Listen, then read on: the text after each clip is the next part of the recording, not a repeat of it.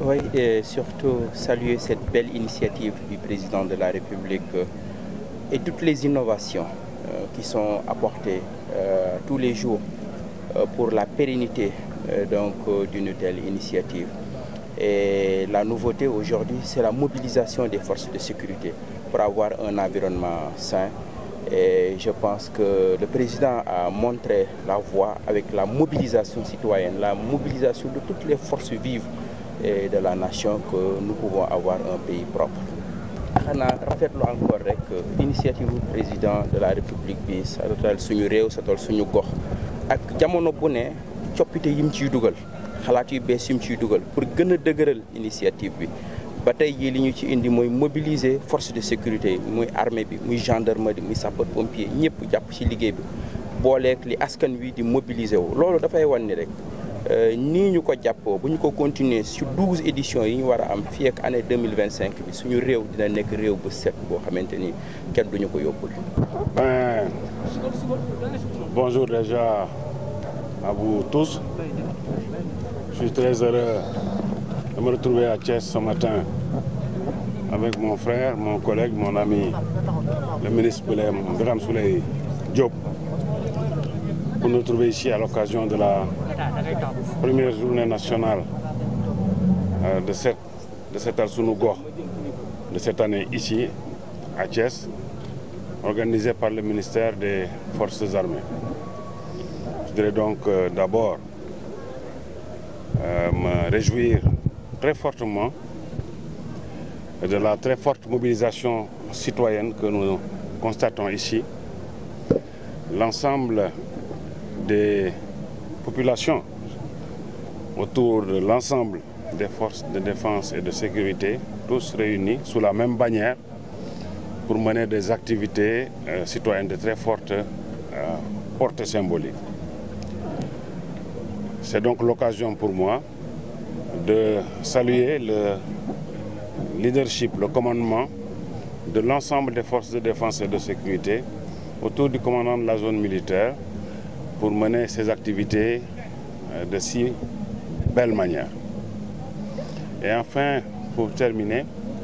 je voudrais me féliciter encore une fois du maintien et du renforcement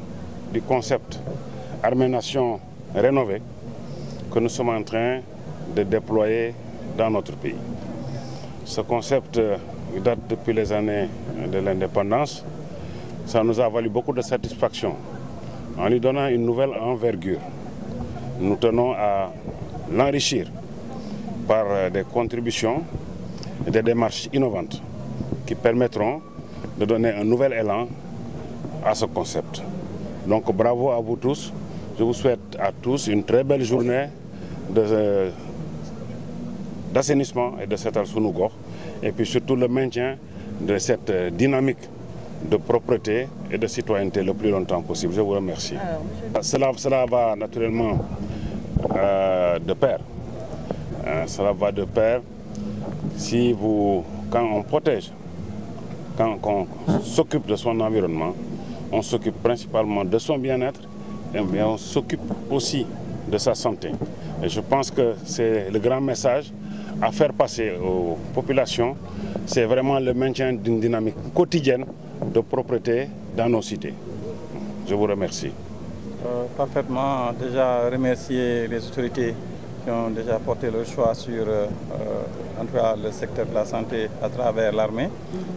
Pour ceux qui connaissent un peu l'historique en fait, de ce qui se passe dans cette zone, c'est la collaboration qu'il y a entre les services de santé de l'armée et les services de santé publics que nous avons.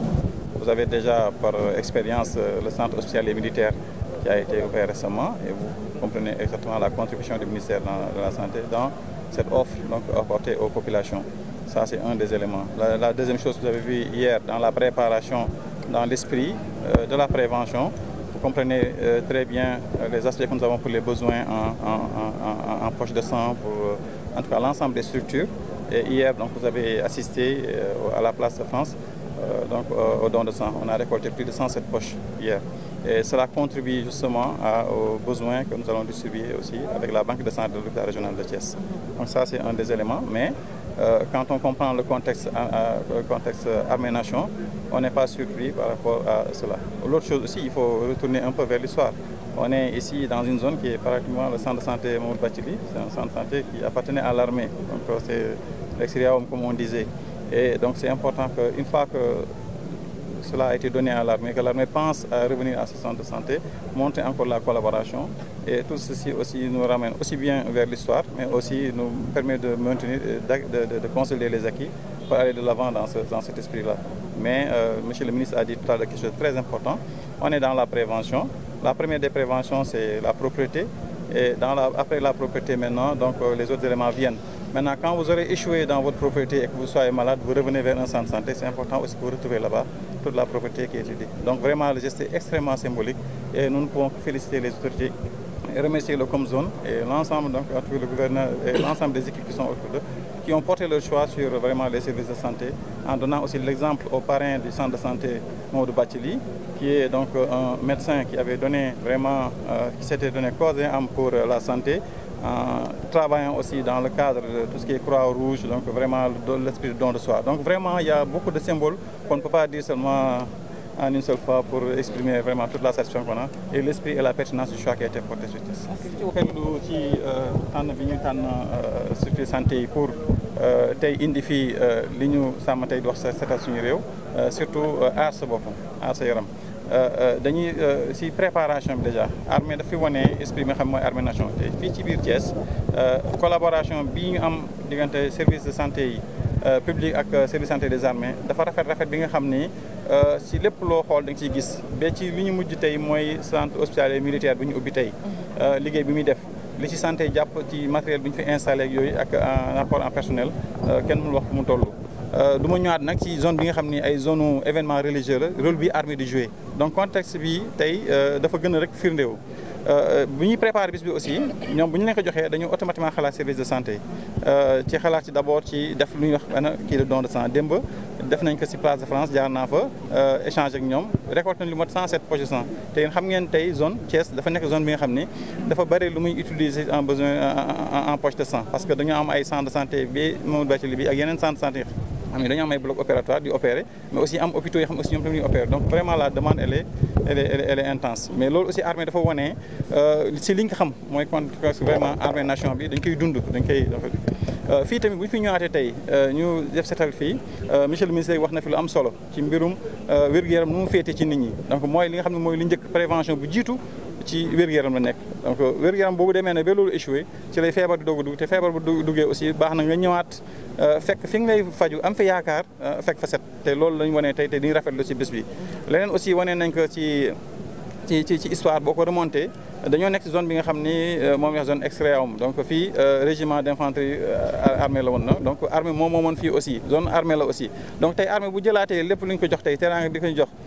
cër bi ko jox muy delloo si waat aussi dafa def rek da ko war donc mooy li nga xam ne ñun tamit dañ ciy am vraiment lu ñu mbégte di gërëm autorités yi aussi li ñuy xalaat parce que ñoom comme zone bi ak ñëpp bu ñu leen ko joxee ak gouverneur bu ñu leen joxee automatiquement dañu xalaat indi ko service de santé te dañ ciy rafetlu dañ ko delloowaat rek population yi parce que ñoom dañ ko jox fi nga xam ni population yi fi lay ñëw pour wut ci seen wér-gu-yaram loolu laa mënuñ si wax merci. sunu comme ni nga ko waxee sunu teewaay fii tey mooy dundal bis bi ñuy wax bisu setal sa gox te tey mu nekk sous la direction ministère des forces armées ñu ñëw fii ci centre de santé bi docteur Mamadou Bathily ñu seetlu fii la présence du maire de ville la présence du représentant du maire de la commune ñu bokk ak ñun liggéey bi beneen seetlu bi mooy niñ ko di gisee saa su nekk les forces de défense et de sécurité seen mobilisation seen gunge askan wi ci des forces armées proches de leur nation de leur communauté loolu lañu gisaat fii ndax la mobilisation est exceptionnelle mais ñi ngi féliciter également toutes les structures et institutions ici déconcentrées yi nga xam ne bii gis nañ fi seen teewaay ba mu mat sëkk ci bis bu am solo bii bis bi nag du lenn lu dul ne sunuy dëkkuwaay sunu nekkin dafa war a set ngir sàmm sunu wér-gu-yaram ngir sàmm sunu jamono ngir sàmm sunu environnement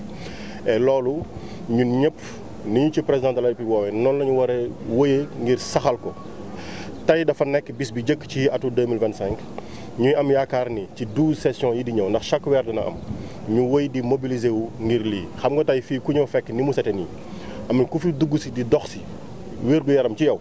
di nga am yaakaar ni gannaaw environnement bi ni mu mel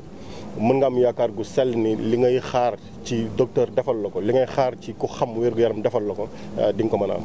donc lii moo nekkoon suñu kàddu tey moo nekkoon suñu doxu tey ñuy félicité waat ñëpp ñi mobilisé wu ngir dugal ci seen loxo ànd ak ñun ànd ak président de la république ci bëgg-bëggam boobu ànd ak le gouvernement ànd ak toutes les autorités des collectivités territoriales ngir lii mën a sotti ñu ciy félicité waat ñëpp bu baax a baax a baax.